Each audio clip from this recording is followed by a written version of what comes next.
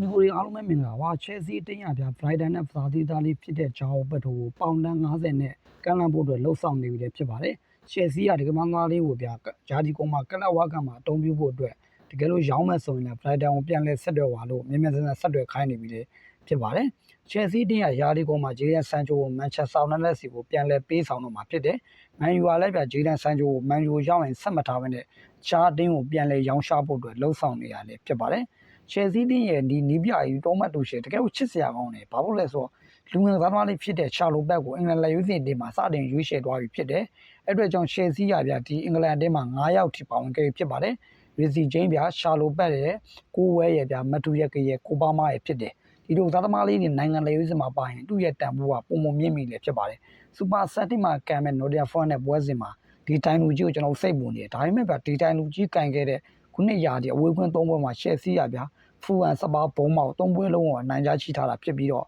နိုရီယာဖွန်နဲ့နောက်ဆုံးတွေ့ခဲ့တဲ့12ချိန်မှာတပွဲတာပြီးခဲ့တဲ့ရာဒီကရှုံးထားတာလည်းဖြစ်တယ်10ပွဲနိုင်3ပွဲတွေကြပြီးတော့ချဲစီရရလက်ကောင်းတွေပလက်ပြထားတာလည်းဖြစ်ပါတယ်